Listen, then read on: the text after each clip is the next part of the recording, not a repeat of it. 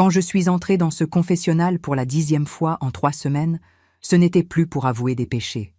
C'était pour avouer un amour interdit qui me brûlait l'âme comme le feu de l'enfer.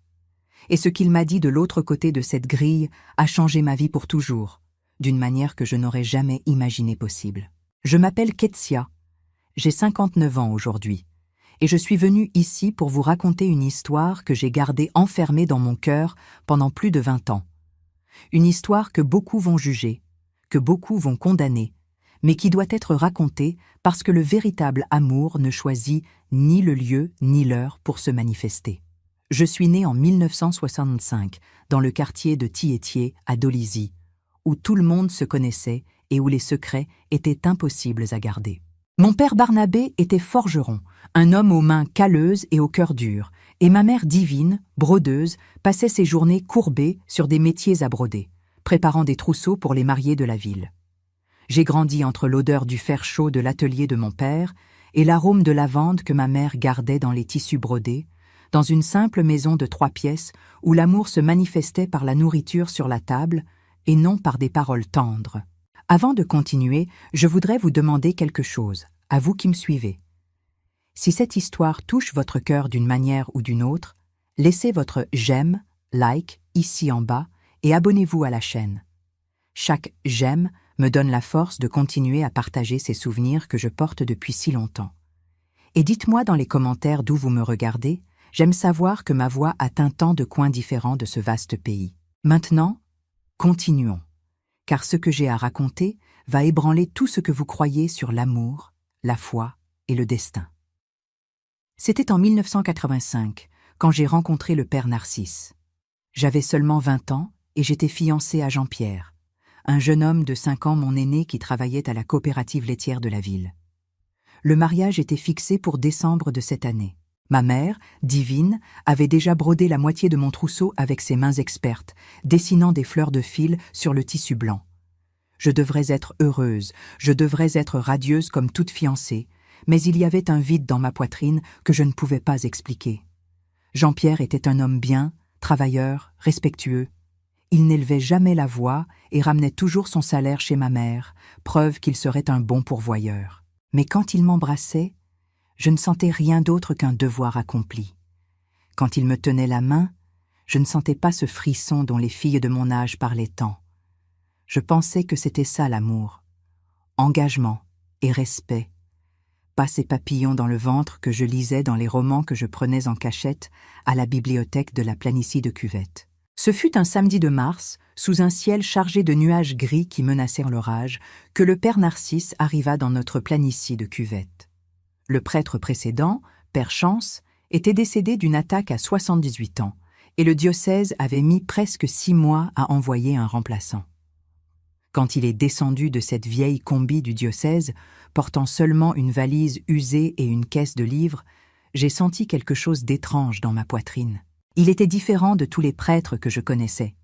Il n'était pas vieux et courbé comme père Chance. Il n'avait pas cette odeur de moisie et de naphtaline que portèrent les anciens prêtres. Le père Narcisse avait 35 ans, des cheveux châtains lisses qui tombaient rebelles sur son front, des yeux couleur miel qui semblaient en voir l'âme des gens, et un sourire qui illuminait tout son visage. Il portait une simple soutane noire, mais il avait une démarche jeune, une énergie qui se communiquait à ceux qui étaient proches. Ma mère, qui était avec moi sur la place de l'église quand il est arrivé, a aussitôt commenté « Ce nouveau prêtre va faire jaser. Retiens mes paroles, Ketsia, un bel homme en soutane, c'est la tentation qui marche. » La première messe que le père Narcisse a célébrée fut un dimanche ensoleillé d'avril. L'église était bondée, un truc qui n'était plus arrivé dans notre quartier de Thiétier depuis des années. Ce n'était pas seulement la curiosité de connaître le nouveau prêtre, mais quelque chose en lui attirait les gens. Quand il était monté à l'autel et a commencé à parler, sa voix était différente. Ce n'était pas cette voix monotone et distante des anciens sermons. Le père Narcisse parlait de Dieu comme on parle d'un ami intime, de l'amour comme quelqu'un qui comprenait vraiment ce que c'était d'aimer, du pardon comme quelqu'un qui avait déjà eu besoin de pardonner et d'être pardonné. Ces sermons n'étaient pas remplis de menaces d'enfer et de damnation, mais plutôt d'espérance, de seconde chance, d'un Dieu qui comprenait les faiblesses humaines parce qu'il s'était fait homme lui aussi. Je suis sortie de cette messe le cœur battant, et pour la première fois de ma vie, impatiente que le dimanche suivant arrive. J'ai toujours été très dévote. Je fréquentais l'église 3 fois par semaine, j'aidais aux fêtes de la paroisse, je faisais partie du groupe de jeunes, bien que mon mariage avec Jean-Pierre soit déjà prévu. Mais après l'arrivée du père Narcisse, j'ai commencé à aller à l'église tous les jours. J'inventais des excuses à ma mère divine. J'allais allumer un cierge à Sainte Rita. J'allais réciter le chapelet. J'allais aider à organiser la sacristie. La vérité, c'était que je voulais juste être près de lui. Je voulais entendre sa voix quand il répétait les chants liturgiques. Je voulais le voir marcher dans le couloir de l'église, avec ses livres sous le bras. Je voulais le croiser dans le jardin de la place quand il allait rendre visite aux malades. Et plus j'essayais de me convaincre que ce n'était qu'une admiration spirituelle, plus je réalisais que je me mentais à moi-même. J'étais en train de tomber amoureuse du père Narcisse, et cette vérité m'effrayait plus que tout au monde. Le premier signe que ce sentiment était réciproque est arrivé un après-midi de mai. J'étais dans la sacristie, en train de plier les linges d'autel, quand il est entré portant le calice de la messe. Nos regards se sont croisés une seconde de trop, un peu comme un accident. À cet instant, j'ai vu dans ses yeux couleur miel quelque chose qui m'a fait trembler. Ce n'était pas un regard de prêtre pour une fidèle, non, c'était un regard d'homme pour une femme. Il a vite détourné le regard, a posé le calice dans l'armoire, les mains un peu tremblantes, et il a quitté la sacristie sans un mot.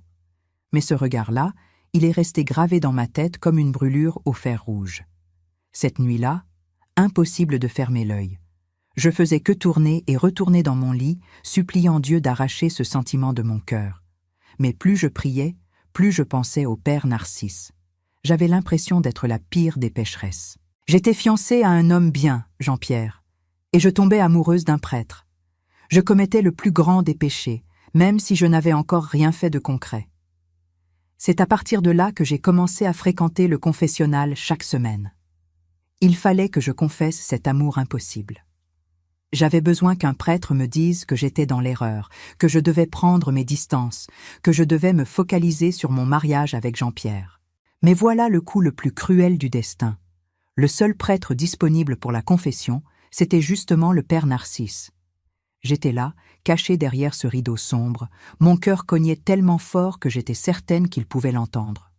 Je commençais toujours pareil. « Pardonnez-moi, mon père, car j'ai péché. » Et là, je confessais des petits péchés ridicules, des mensonges sans importance, parce que je n'avais pas le courage de cracher le morceau. Il m'écoutait patiemment, me donnait des pénitences légères, des petites prières, et m'accordait l'absolution avec cette voix douce qui ne faisait que me rendre encore plus folle de lui. Jusqu'à ce qu'un vendredi de juin, 3 mois après son arrivée à Dolisie, j'ai rassemblé tout mon courage et j'ai décidé de confesser la vérité. Mes chers qui me lisez jusqu'ici, vous pouvez imaginer ce que ça fait d'aimer quelqu'un qu'on n'a pas le droit d'aimer, de sentir son cœur s'emballer chaque fois qu'on voit cette personne, mais de savoir que cet amour est impossible, interdit, condamné par tout le monde. Si cette histoire vous touche d'une manière ou d'une autre, laissez un commentaire ici en bas pour raconter si vous avez déjà vécu un amour impossible. Et n'oubliez pas de vous abonner à la chaîne et d'activer la cloche pour ne pas rater les prochains récits. Maintenant, laissez-moi continuer à raconter ce qui s'est passé dans ce confessionnal, car c'est là que tout a basculé. Je suis entrée dans l'église à 5 heures de l'après-midi, un vendredi pluvieux. Le bruit de la pluie qui tambourinait sur le toit en tôle de l'église créait une mélodie mélancolique qui s'accordait parfaitement à l'état de mon âme. L'église était vide.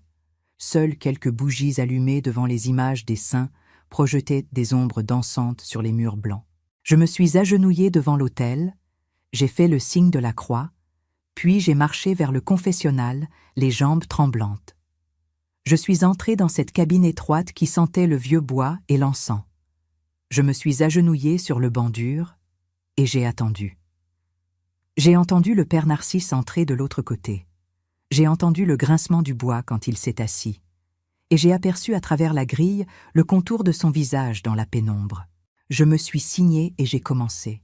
« Pardonnez-moi, mon père, car j'ai péché. » Et cette fois, pour la première fois, j'allais dire toute la vérité. « Mon père, j'ai besoin de confesser quelque chose qui est en train de tuer mon âme à petit feu. » ai-je commencé, la voix tremblante. Je suis fiancée à un homme bon, un homme qui me respecte, qui va me donner une vie digne. Mon mariage est prévu pour décembre. Ma mère, divine, a déjà brodé la moitié de mon trousseau. Mon père, Barnabé, a déjà payé la fête. Tout le monde en ville est content de cette union. Mais moi, mon père, je n'arrive pas à ressentir de l'amour pour cet homme. J'ai fait une pause, essayant de retenir les larmes qui commençaient à couler. Et pire que ça, mon père. Je suis tombée amoureuse de quelqu'un que je ne pourrai jamais avoir. Je suis tombée amoureuse de quelqu'un qui a fait des vœux sacrés à Dieu. Je suis tombée amoureuse de quelqu'un qui se trouve de l'autre côté de cette grille, à cet instant précis. Le silence qui a suivi a semblé durer une éternité. J'ai entendu sa respiration devenir plus lourde. J'ai vu, à travers la grille, qu'il avait porté sa main à son visage. J'attendais la condamnation, les mots durs, la pénitence sévère que je méritais. Mais ce qui est venu était un murmure tellement bas que je n'ai presque rien capté. Ketsia, moi aussi. Ces deux mots simples ont détruit et reconstruit mon monde en même temps. Le père Narcisse venait d'avouer qu'il ressentait la même chose. Le prêtre qui était censé me guider vers le droit chemin confessait qu'il s'était lui aussi égaré. Mon cœur s'est emballé, j'ai cru que j'allais faire une crise cardiaque là, sur place. Mes mains tremblaient tellement que j'ai dû les serrer l'une contre l'autre pour les calmer. « Mais qu'est-ce qu'on fait maintenant, mon père ?» ai-je réussi à demander entre deux sanglots. Il a pris une grande inspiration avant de répondre. « Il faut qu'on parle, mais pas ici, pas maintenant. Demain soir, après la messe de 19h, retrouve-moi dans le jardin derrière l'église qui sert de référence à la planicie de Cuvette. Il faut régler ça avant que ça blesse plus de monde. » Je suis sortie de ce confessionnal complètement bouleversée. J'y étais allée chercher la paix et j'ai trouvé plus de tourments. Mais pour la première fois depuis des mois, je ne me sentais plus seule dans ce sentiment impossible. Le lendemain, le samedi a traîné, comme si chaque heure durait 3. J'ai aidé ma mère divine à laver le linge, à préparer le déjeuner, à arroser les plantes, mais ma tête était ailleurs, perdue dans les pensées sur ce que le père Narcisse avait à me dire. Jean-Pierre est arrivé en fin d'après-midi, apportant 1 kilo de fromage frais de la coopérative. Il est resté discuter de football avec mon père Barnabé pendant que je faisais semblant d'écouter, brodant une taie d'oreiller que j'avais déjà brodée 3 fois parce que je ratais toutes les mailles. Quand il est parti et m'a donné un baiser d'adieu sur la joue, j'ai senti une culpabilité énorme me serrer la poitrine. Jean-Pierre ne méritait pas ça. C'était un brave type, travailleur, qui me traitait avec respect, qui rêvait de bâtir une famille avec moi. Et moi, j'étais là, en train de planifier de rencontrer un prêtre, répondant à un amour interdit, trahissant non seulement mon fiancé, mais la foi même qui m'avait toujours guidée. La messe de 7h ce soir-là fut la plus longue de ma vie.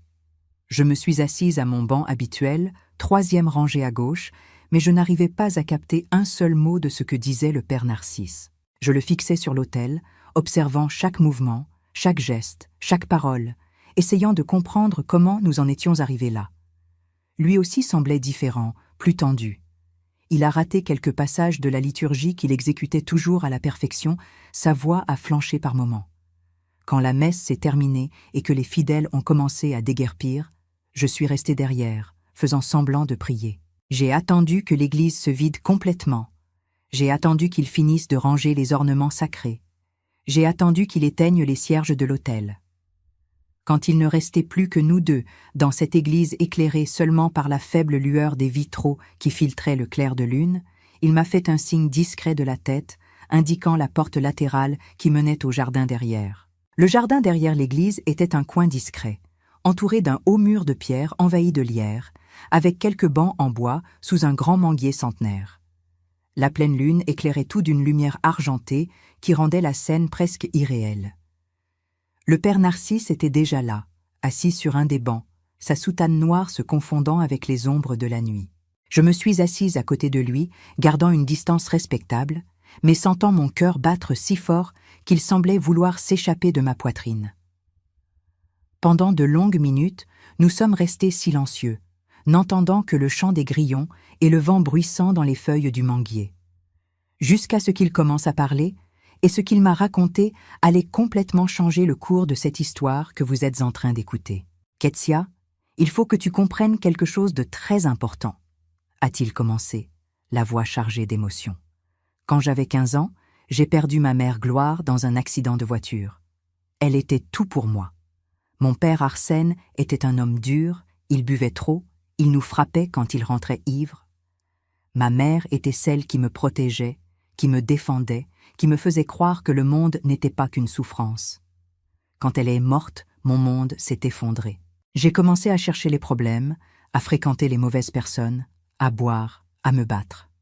À 17 ans, j'ai failli être arrêté pour avoir volé une moto. C'est là que le père Pacôme, le curé de notre ville, m'a trouvé en train de pleurer sur la place, au milieu de la nuit.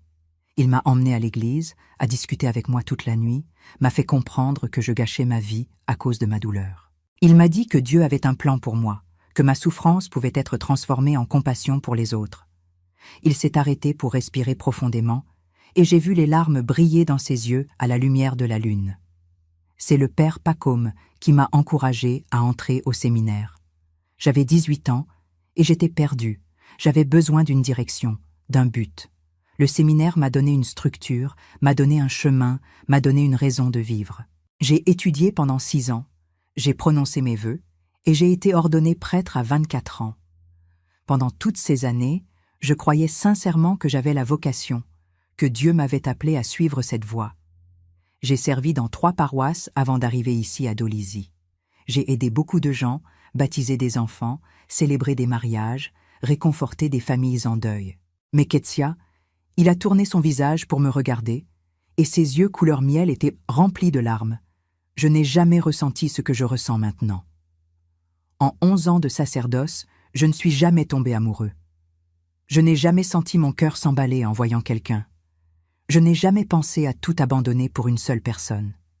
Jusqu'à ce que tu entres dans cette sacristie en mai et que nos regards se croisent. Moi aussi je pleurais maintenant. Des larmes silencieuses coulaient sur mon visage sans que je fasse d'effort pour les retenir. « Mais père, qu'est-ce qu'on peut faire ?» ai-je murmuré. « Vous avez prononcé des vœux sacrés. Moi, je suis fiancé. Toute notre ville de Dolisie va nous juger. Ma famille va me rejeter. L'Église va vous chasser. Comment peut-il y avoir un avenir pour un amour qui naît déjà condamné ?» Il a pris ma main, et ce simple contact a envoyé des vagues de chaleur dans tout mon corps. Ketsia, j'ai passé ces 3 derniers mois à prier des heures par jour, suppliant Dieu de m'enlever ce sentiment. J'ai prié jusqu'à ce que mes genoux saignent, agenouillés sur la dalle froide de l'église. J'ai jeûné, je me suis flagellé.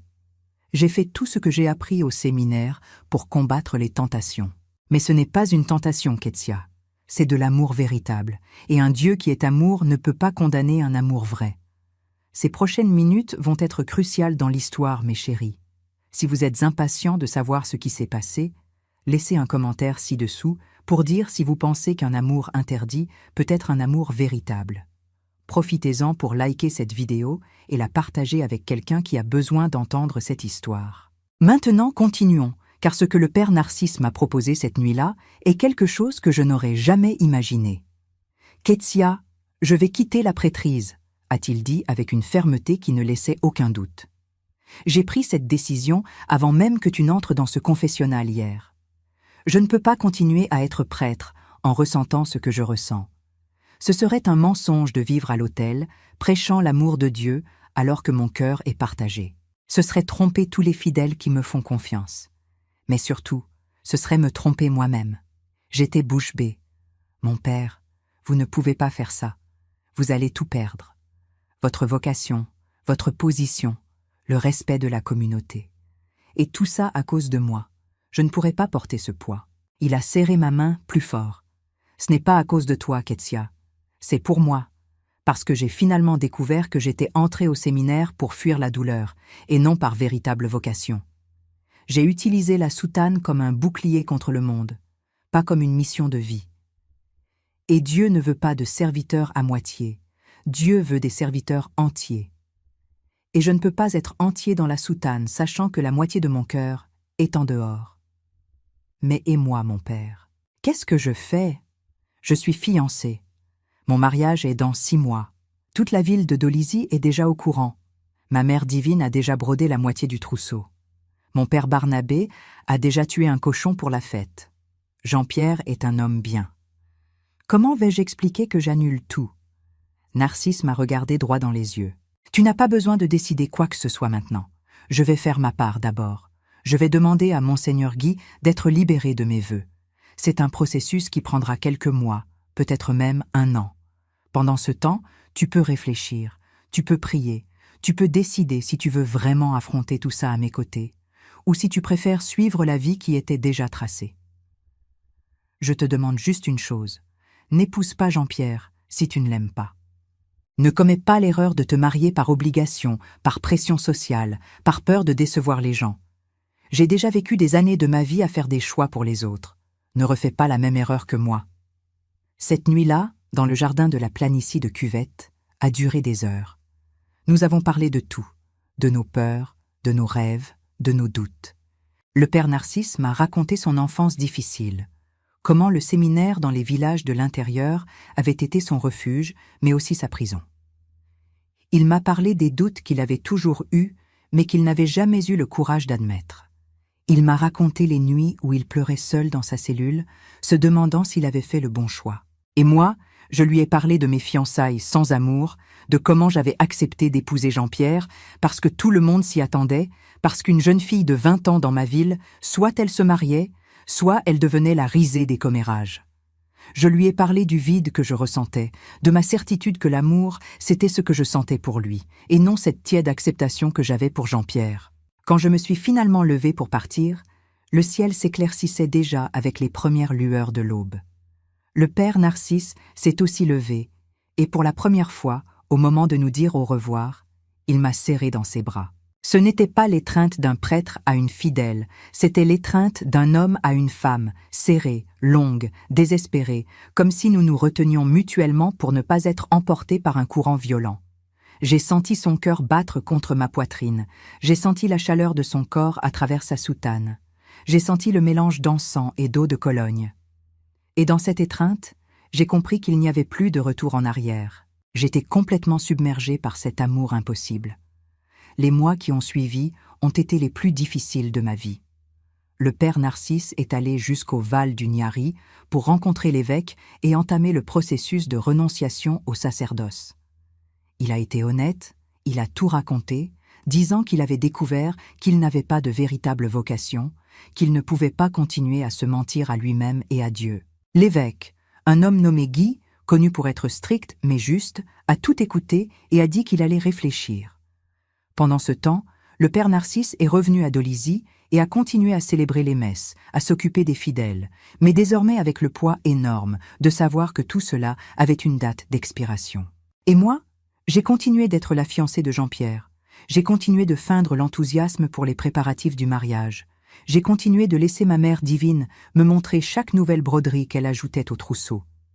Mais tout est devenu insoutenable en août de cette année-là.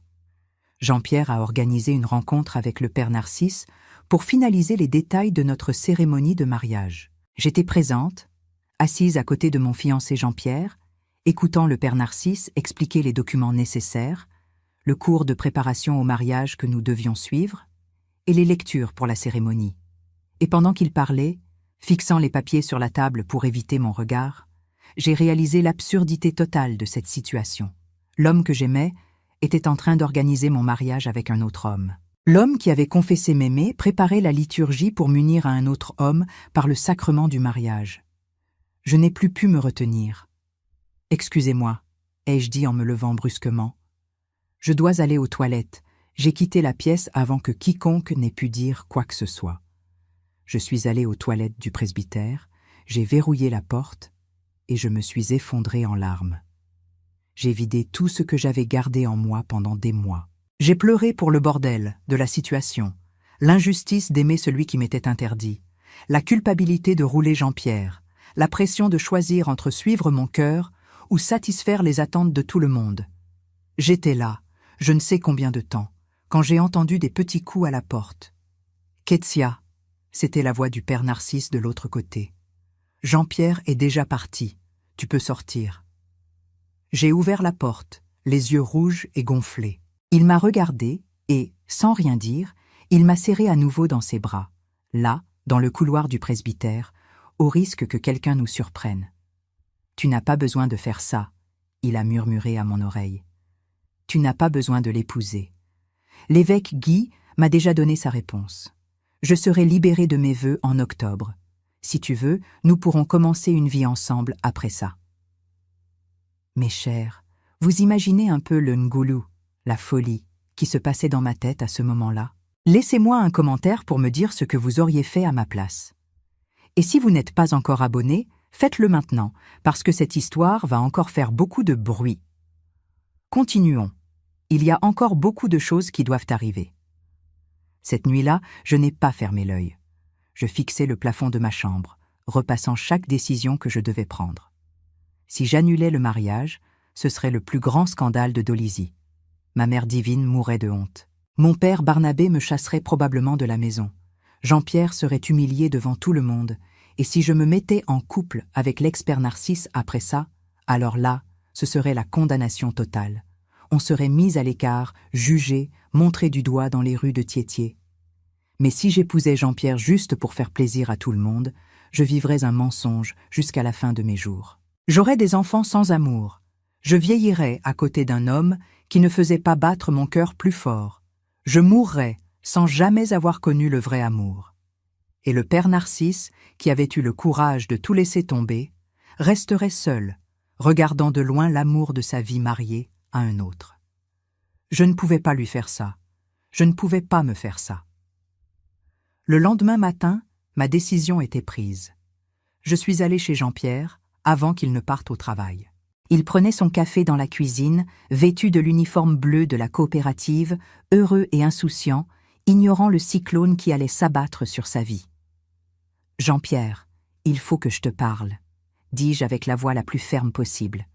Il a vu à mon visage que c'était sérieux, et il a dit à sa mère, divine, de quitter la cuisine. Nous nous sommes assis à table, et j'ai tout lâché d'un coup, comme on arrache un pansement pour que ça fasse moins mal. Je ne peux pas t'épouser. Je ne t'aime pas comme tu mérites d'être aimé. Ce serait injuste de t'épouser sans amour véritable. Je suis désolée d'avoir mis autant de temps à trouver le courage de te le dire.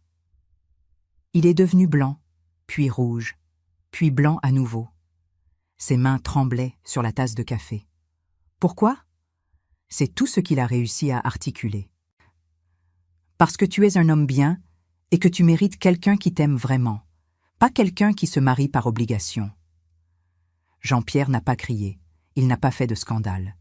C'est peut-être ça qui rendait la chose encore plus douloureuse. Il a simplement laissé les larmes couler sur son visage et a demandé « Il y a un autre homme ?»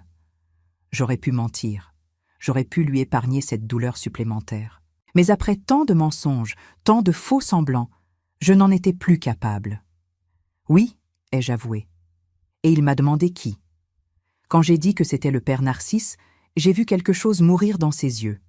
Il s'est levé de table, m'a tourné le dos et a dit d'une voix si froide qu'elle m'a glacée « Quitte ma maison et ne me parle plus jamais. » J'ai obéi.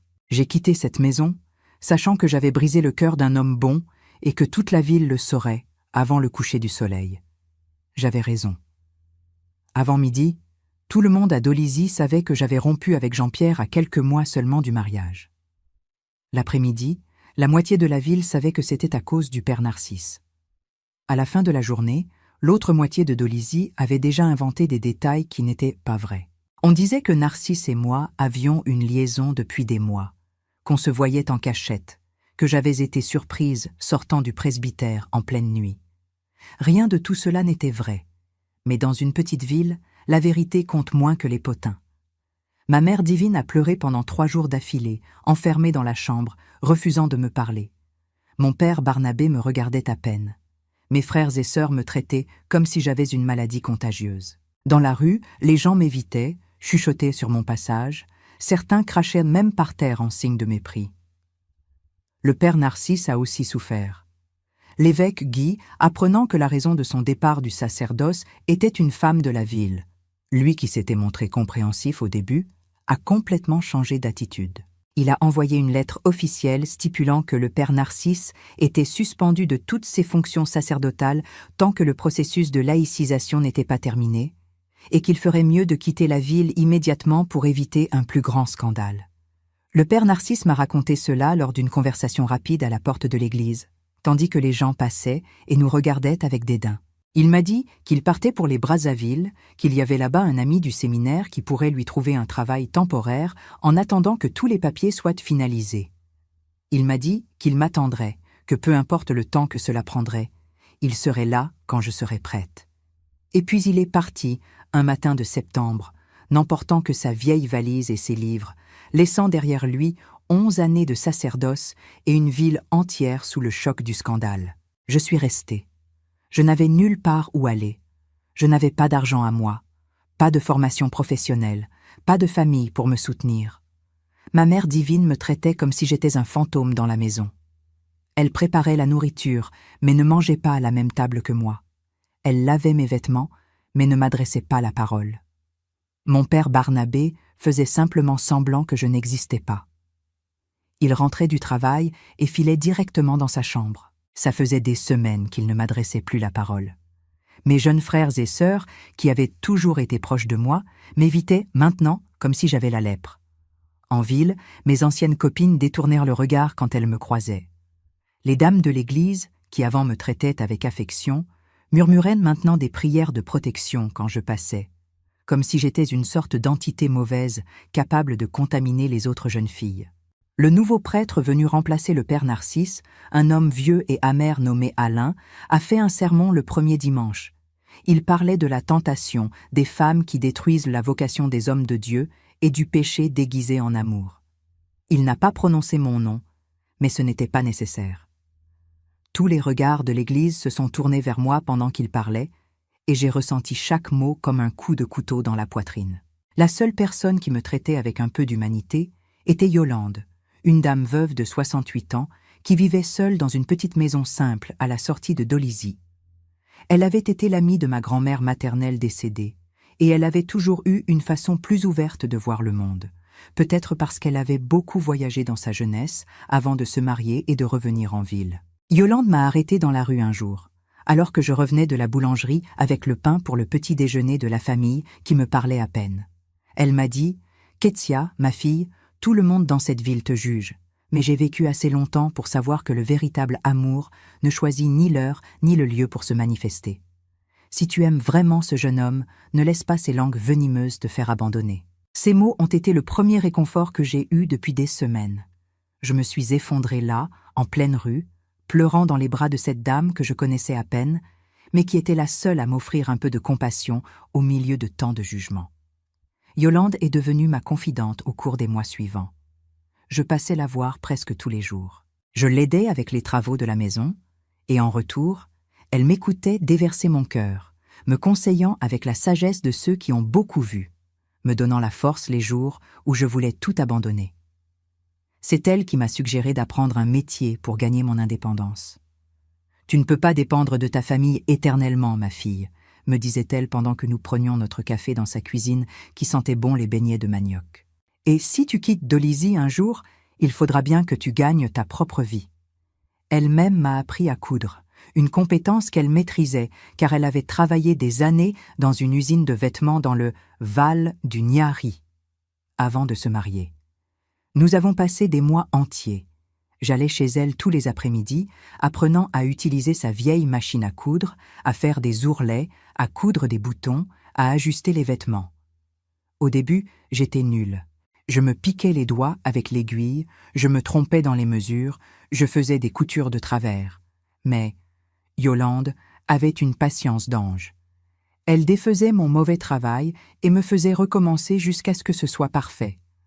Pendant ce temps, Narcisse en est moi, que je devrais maintenant appeler simplement Narcisse, mais je n'arrivais pas à enlever le père de devant son nom dans ma tête, communiquions par lettres. Il m'avait donné l'adresse d'une boîte postale au Brazzaville. Chaque semaine, j'allais au bureau de poste de Dolisie, affrontant les regards de jugement de l'employé qui connaissait mon histoire, et j'envoyais une lettre racontant ma vie, les difficultés, la solitude, mais aussi ma détermination à continuer d'attendre. Et chaque semaine, une lettre de lui arrivait, apportée par le même facteur qui me regardait avec mépris, mais qui était obligé de me la donner parce que c'était son travail. Narcisse me parlait de sa vie au Brazzaville, du travail qu'il avait décroché dans une maison d'édition catholique où il transcrivait d'anciens textes religieux. Quelle ironie du sort, un ex-prêtre qui travaillait encore pour l'Église, mais cette fois de manière séculière. Il m'expliquait que le processus de laïcisation était plus lent qu'il ne l'espérait. Les audiences devant les tribunaux ecclésiastiques, les questionnaires interminables qu'il devait remplir pour justifier ses motivations, et la résistance de certains vieux prêtres qui voyaient son départ comme une trahison. Mais surtout, il m'écrivait sur l'amour. Il me disait combien il pensait à moi chaque jour, comment chaque difficulté valait la peine parce qu'il savait qu'à la fin, nous serions ensemble. Il me parlait des plans qu'il faisait pour notre avenir, une fois que tout serait réglé. Il écrivait qu'il louerait une petite maison simple dans un quartier calme, que je pourrais travailler la couture que j'étais en train d'apprendre, qu'il garderait son boulot à l'édition et que nous bâtirions une vie loin des jugements, loin des mabokolos, loin de tout ce qui nous faisait souffrir. Et moi, je gardais ces lettres comme un trésor. Je les lisais et relisais jusqu'à en connaître chaque mot par cœur. Je dormais avec elles sous mon oreiller. Elles étaient ma seule source d'espoir durant les jours les plus lourds. Je lui répondais en lui parlant de mes progrès en couture, de Yolande qui était devenue mon amie et ma protectrice. Je lui racontais comment je mettais de côté chaque petite pièce que je gagnais en faisant des travaux de couture pour les voisines. Ces dernières, contrairement à la majorité des gens de la ville, n'hésitaient pas à m'employer, pourvu que je fasse du bon travail à un prix abordable. Les mois passaient lentement, lourds comme du plomb. Octobre arriva et s'évanouit. Novembre aussi. Et décembre apporta avec lui la date qui aurait dû être celle de mon mariage avec Jean-Pierre. Ce jour-là, le 14 décembre 1985, je suis resté enfermé dans ma chambre toute la journée, écoutant la cloche de l'église sonner pour un mariage qui n'a pas eu lieu. J'imaginais ce qu'aurait été ma vie si j'avais fait le choix facile, le choix attendu, celui que tout le monde voulait que je fasse. Mais je savais, au fond de mon cœur, que cela aurait été une vie de mensonge, une vie de malheur cachée derrière un faux sourire, une vie à me demander éternellement ce qui aurait pu se passer. Cette nuit-là, j'ai écrit une longue lettre à Narcisse lui racontant cette journée difficile, les souvenirs de ce qui n'a pas été, et la certitude grandissante d'avoir fait le bon choix malgré toute la souffrance que cela avait engendrée. L'année 1986 a commencé avec des nouvelles à la fois bonnes et mauvaises. La bonne nouvelle était que le processus de laïcisation de Narcisse avançait enfin et que le tribunal ecclésiastique avait rendu un avis favorable. La mauvaise nouvelle, c'était que mon père Barnabé avait découvert les lettres. Il avait fouillé ma chambre pendant que j'étais à Imfondo chez Yolande. Il avait trouvé les lettres cachées au fond du tiroir où je rangeais mes quelques habits, et il les avait toutes lues. Quand je suis rentrée à la maison ce jour de janvier, j'ai trouvé mon père dans le salon, les lettres à la main, avec une expression sur le visage que je n'avais jamais vue auparavant.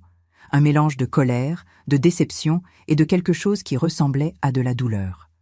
Il n'a pas crié, il n'a pas levé la main, mais ce qu'il a dit fut pire que n'importe quelle violence physique. « Tu as jusqu'à la fin de cette semaine pour te décider », a-t-il dit d'une voix d'un calme effrayant. « Soit tu oublies cet homme et tu redeviens une fille digne de cette famille, soit tu quittes cette maison et tu ne reviens plus jamais. Je n'aurai pas une fille qui passe son temps à écrire des lettres d'amour à un prêtre, couvrant de honte le nom de notre famille et faisant en sorte que tout le monde en ville parle mal de nous. » Ce fut la semaine la plus angoissante de ma vie jusqu'à présent. J'avais 20 ans, bientôt 21. Je n'avais pas assez de fric pour louer même un petit A-studio. Le peu que j'avais mis de côté avec mes travaux de couture suffisait à peine pour manger pendant 1 mois. Et Narcisse, lui, était toujours au Brazzaville, attendant que toutes les formalités soient réglées pour pouvoir vraiment commencer une nouvelle vie. Je pouvais céder, brûler les lettres, faire semblant de l'avoir oublié. Je pouvais redevenir la fille obéissante, je pouvais même essayer de me remettre avec Jean-Pierre s'il voulait bien de moi à nouveau. Je pouvais reprendre le chemin que tout le monde attendait. Mais je savais que si je faisais ça, je tuerais quelque chose d'essentiel en moi. J'abandonnerais ma seule chance de vivre un amour véritable. Je passerai le reste de ma vie à regretter et à me demander ce qui aurait pu se passer. Alors, le jeudi de cette semaine fatidique, je suis allée chez Yolande, à Mfondo, et je lui ai tout raconté. Elle m'a écouté en silence, m'a préparé une tisane de mélisse, elle disait que ça calmait les nerfs, puis elle m'a fait une proposition qui a tout changé. « Ketsia, tu peux rester ici avec moi », m'a-t-elle dit en tenant mes mains avec ses mains ridées, mais fermes. Cette maison est trop grande pour une vieille dame seule, et j'aimerais beaucoup avoir de la compagnie. Tu peux t'installer dans la chambre du fond, celle de mon fils Honoré, avant qu'il ne parte pour le Val du Niari. Je n'ai pas grand-chose à offrir, mais il y a un toit, il y a de la nourriture sur la table, et il y a quelqu'un qui ne te jugera pas. En échange, tu pourras m'aider avec la maison, la couture, et tu pourras utiliser ma machine à coudre pour faire tes travaux et mettre de l'argent de côté. Reste ici jusqu'à ce que la situation de ton gaillard soit réglée, jusqu'à ce que tu aies les moyens de le rejoindre au Brazzaville si c'est ce que tu désires. À cet instant, j'ai compris ce que signifiait la miséricorde, ce que signifiait la vraie bonté, ce que signifiait cet amour du prochain que l'Église prêchait tant, mais que si peu pratiquait réellement. Yolande m'offrait non seulement un toit, mais aussi la dignité, la liberté, la possibilité de choisir mon propre chemin. Le samedi, dernier jour du délai fixé par mon père, j'ai rangé mes maigres affaires dans une valise en carton. Des vêtements, la Bible reçue à ma première communion, les lettres de Narcisse que mon père m'avait rendues avec mépris, quelques objets personnels de peu de valeur matérielle, mais d'une immense valeur sentimentale. J'ai descendu les escaliers de cette maison où j'étais née et avais grandi, où j'avais vécu les 20 premières années de ma vie, où j'avais appris à marcher, à parler, à lire, où j'avais rêvé de l'avenir. Ma mère divine était dans la cuisine, préparant le déjeuner. Quand elle m'a vue avec la valise, elle s'est mise à pleurer en silence. Elle n'a rien dit, n'a pas essayé de m'arrêter, ne m'a pas serré dans ses bras. Elle a juste continué à émincer les légumes, les larmes tombant sur la planche. Mon père Barnabé était à l'atelier. J'entendais le son du marteau frappant le fer. Je ne suis pas allée lui dire au revoir, car je savais que je n'aurais pas la force de supporter une fois de plus son regard de déception. Mes frères et sœurs n'étaient même pas à la maison. Je suis sortie par la porte principale de la maison de mes parents, sachant que je n'y remettrais peut-être plus jamais les pieds. La vie chez Yolande à Mfondo était complètement différente. Elle me traitait avec respect, m'écoutait sans me juger, me conseillait quand je le demandais, mais n'imposait jamais ses opinions quand je ne le faisais pas. Nous nous levions tôt, prenions le café ensemble dans la petite cuisine chaleureuse, puis chacune s'occupait de ses tâches. Elle s'occupait du potager dans la cour, arrosait les plantes, nourrissait les poules qu'elle élevait au fond du terrain. Moi, je nettoyais la maison, préparais la nourriture et passais mes après-midi à la machine à coudre, faisant des travaux pour l'extérieur. Petit à petit, j'ai commencé à me faire connaître comme couturière. Des gens des quartiers plus éloignés, qui ignoraient mon histoire ou qui la connaissaient mais s'en moquaient, ont commencé à venir me voir pour confectionner des vêtements, ajuster des robes ou réparer des déchirures. Je demandais des prix abordables car je devais me faire une clientèle et je faisais un travail soigné parce que Yolande m'avait appris que la réputation d'une couturière se bâtit sur la qualité du labeur, pas sur la quantité. L'argent que je gagnais, je le partageais avec Yolande pour participer aux dépenses de la maison. Et le reste, je le gardais dans une petite boîte métallique cachée sous le lit, rêvant du jour où j'aurais assez pour le prix du voyage en bus jusqu'au Brazzaville. Les lettres de Narcisse continuaient d'arriver, désormais adressées à la maison de Yolande. En mars 1986, il m'a écrit pour dire que sa laïcisation avait finalement été approuvée par le Vatican. Il n'était plus prêtre, il était seulement Narcisse, un homme libéré de ses vœux, libre de se marier, libre de bâtir la famille qu'il avait abandonnée pour entrer au séminaire 17 ans auparavant.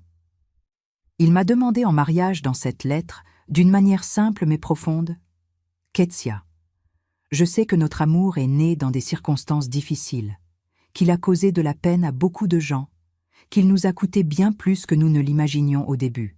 Mais je sais aussi que c'est un amour véritable, pur, qui a résisté au jugement, à la séparation, à la pression sociale et à toutes les difficultés que le monde a mises sur notre chemin. Veux-tu m'épouser?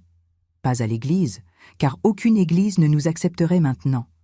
Pas avec une grande fête, car nous n'avons pas de famille à inviter, mais dans un simple bureau d'état civil, avec quelques témoins, scellant notre engagement devant la loi, si ce n'est devant l'Église. Acceptes-tu de construire une vie à mes côtés, même en sachant toutes les difficultés qui restent à venir? J'ai répondu oui. J'ai écrit une lettre de 3 pages disant oui de toutes les manières possibles, racontant mes plans pour économiser l'argent du voyage, comment je m'améliorais en couture et pourrais bientôt aider avec les dépenses quand j'arriverai au Brazzaville, parlant de la peur que je ressentais, mais aussi de la certitude grandissante que nous faisions ce qu'il fallait. Mais je savais qu'il me fallait encore du temps. Du temps pour amasser plus d'argent, du temps pour me refaire émotionnellement, du temps pour être absolument certaine que j'étais prête à tout laisser derrière moi. Narcisse a répondu qu'il attendrait le temps qu'il faudrait, qu'il n'était pas pressé, qu'il préférait que j'arrive chez lui avec assurance et préparation plutôt que de venir en courant et pleine d'insécurité. Les mois qui ont suivi en 1986 ont été marqués par le travail intense et la croissance personnelle. Yolande m'a appris non seulement à coudre, mais à avoir confiance en moi, à valoriser mon travail, à ne pas accepter le manque de respect des clients, à demander le prix juste pour mes talents. Elle m'a raconté sa propre vie, comment elle avait fait face aux difficultés quand son mari est mort et qu'elle s'est retrouvée seule. Comment elle avait appris à être forte, à ne dépendre de personne, à bâtir sa propre existence de ses propres mains. Elle est devenue plus qu'une amie. Elle est devenue la mère que ma propre mère, divine, n'arrivait plus à être pour moi. Et Ketsia a fleuri dans cette maison. J'ai repris du poids parce que je mangeais correctement. J'ai recommencé à sourire parce que j'avais quelqu'un à qui parler sans peur d'être jugée. J'ai recommencé à rêver parce qu'un avenir possible s'ouvrait devant moi. En juin 1986, presque 1 an après ma rupture avec Jean-Pierre, j'étais au marché en train d'acheter des légumes quand je suis tombée sur lui.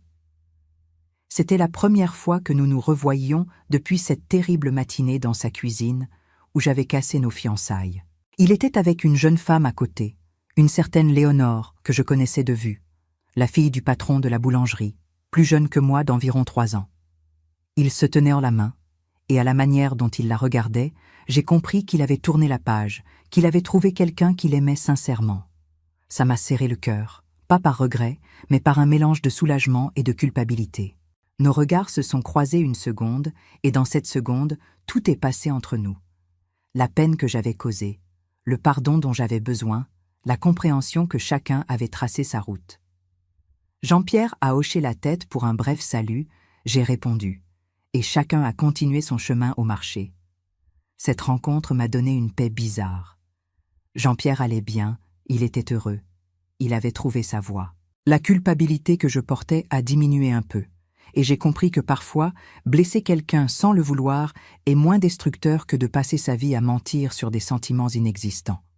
C'est en septembre de cette même année-là, 1 an pile après que Narcisse ait quitté la ville de Dolisie, que j'ai finalement réuni assez d'argent pour le billet de bus et pour subvenir à mes besoins les premiers mois au Brazzaville.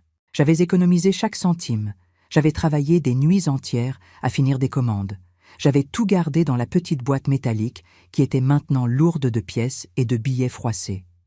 Quand j'ai dit à Yolande que j'étais prête à partir, j'ai vu les larmes lui monter aux yeux. « Tu vas me manquer, ma fille », a-t-elle dit en me serrant fort. « Mais tu dois vivre ta vie.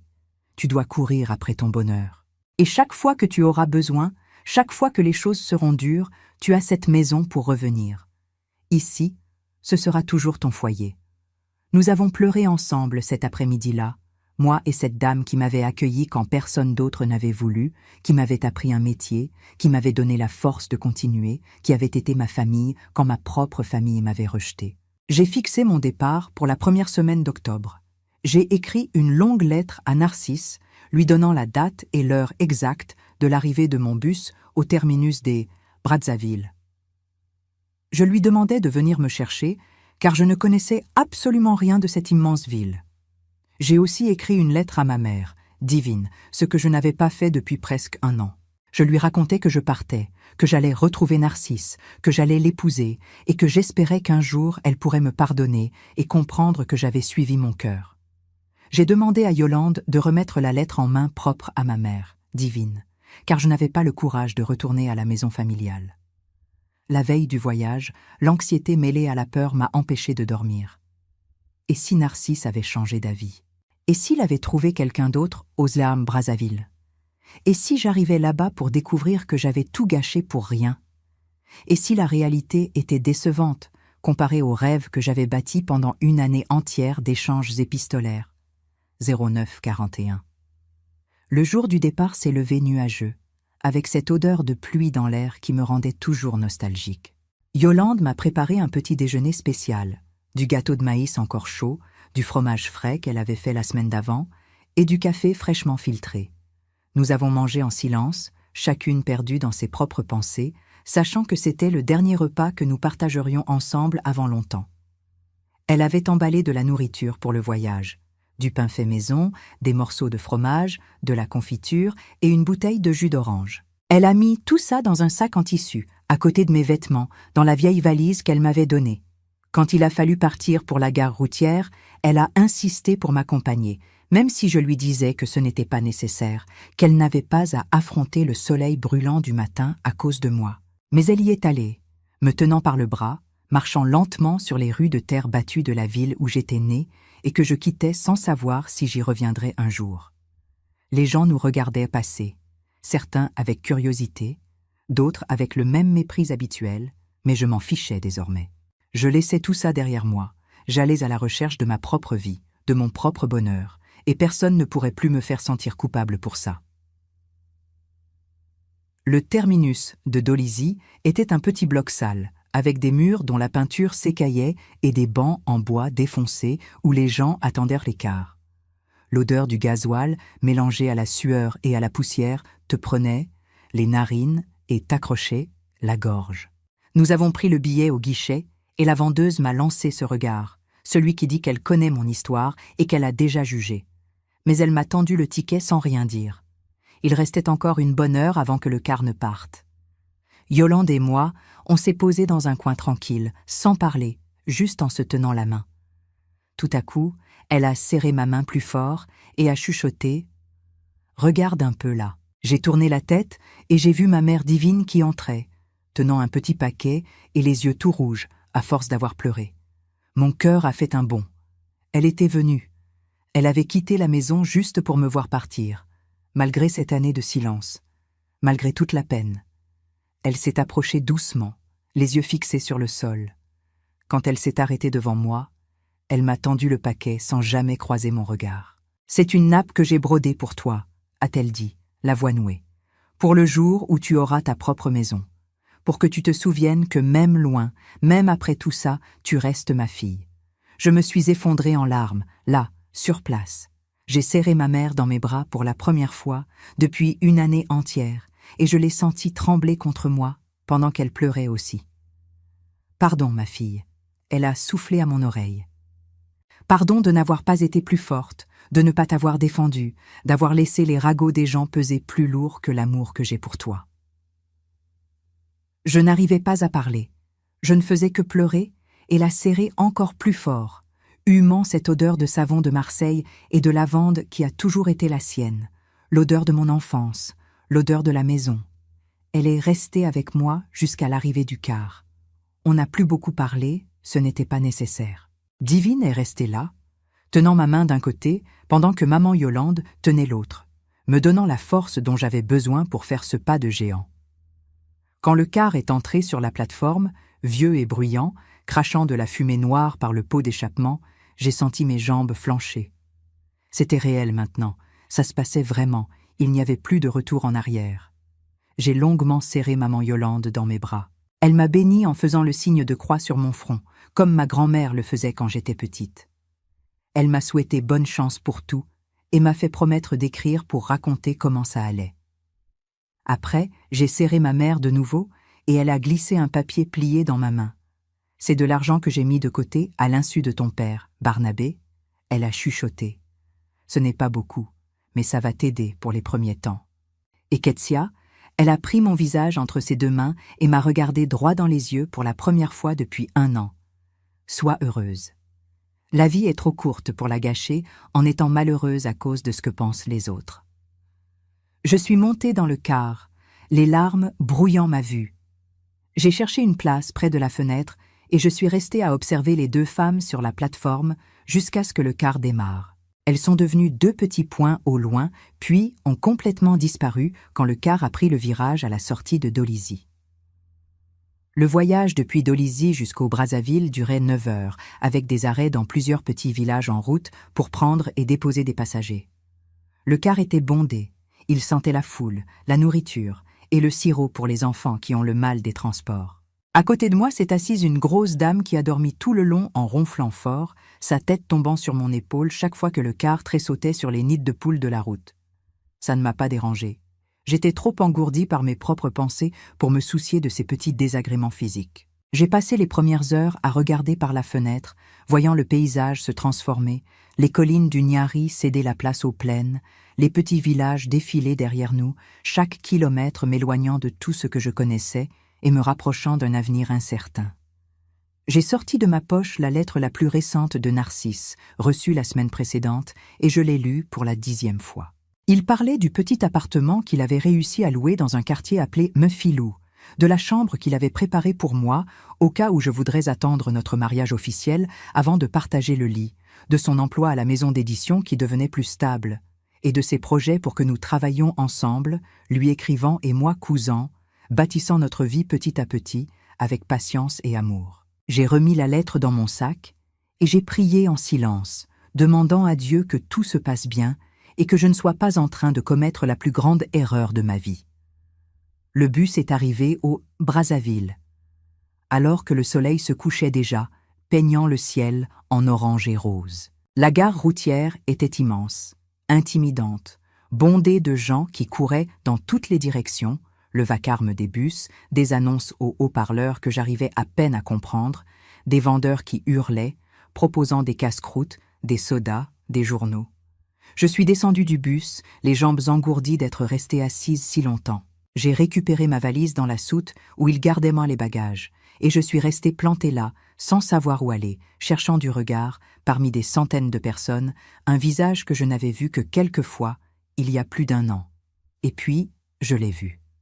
Narcisse était appuyé contre une colonne, vêtu d'un jean et d'une chemise bleu clair, sans la soutane noire qui l'enveloppait toujours. Ses cheveux étaient un peu plus longs que dans mes souvenirs, et ses yeux couleur miel cherchaient anxieusement parmi les passagers qui descendaient.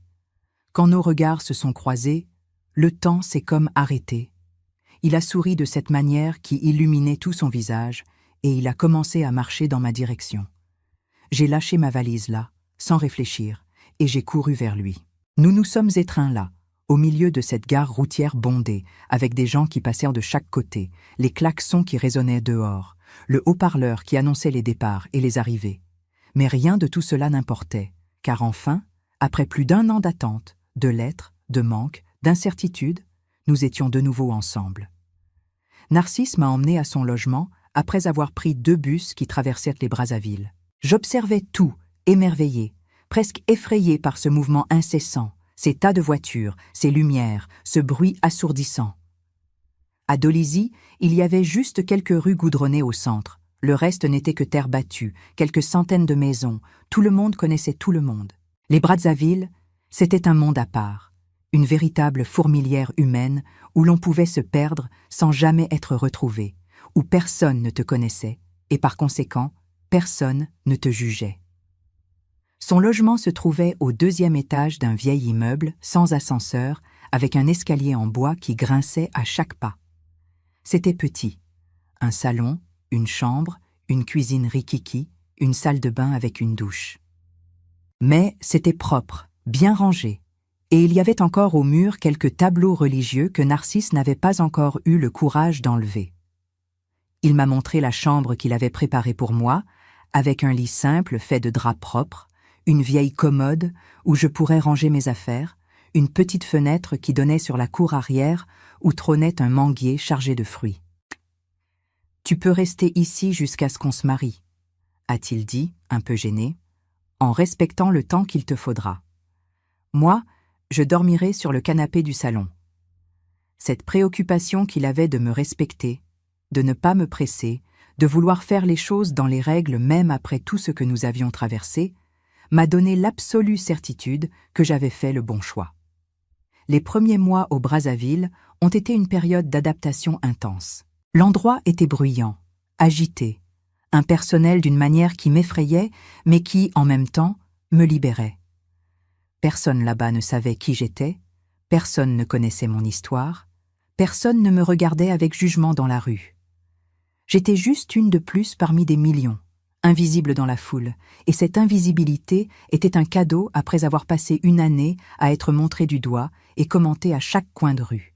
Narcisse travaillait du lundi au vendredi à la maison d'édition. Il partait tôt et rentrait en fin d'après-midi. Je restais seule à l'appartement, faisant le ménage, cuisinant et commençant petit à petit à chercher du travail comme couturière. J'ai mis quelques annonces dans les petits marchés du quartier offrant des services de couture, d'ajustement de vêtements et de réparation. Au début, ça a pris du temps, mais petit à petit, les clientes ont commencé à arriver. Une dame qui avait besoin d'ajuster des robes parce qu'elle avait minci, une jeune femme qui voulait de nouveaux rideaux pour la maison, une mère qui devait réparer les uniformes scolaires de ses enfants. Je ne coûtais pas cher, je faisais du travail soigné, et le bouche à oreille a commencé à fonctionner. Narcisse m'avait acheté une machine à coudre d'occasion, et je passais mes journées entières penchée dessus, heureuse d'avoir un métier, heureuse de pouvoir contribuer financièrement, heureuse de construire quelque chose de mes propres mains. Le soir, après le repas, on s'asseyait sur le vieux canapé du salon et on discutait pendant des heures. Narcisse me parlait de son travail à la maison d'édition, des textes anciens qu'il transcrivait, de ses collègues, de la ville, Marjan du Rio Congo. Moi, je lui racontais les clientes que j'avais servies, la difficulté de vivre dans une grande ville, comment je m'adaptais à Dolisie. Mais surtout, on parlait de l'avenir, de nos projets, du mariage qu'on voulait organiser dès que je serais mieux installée.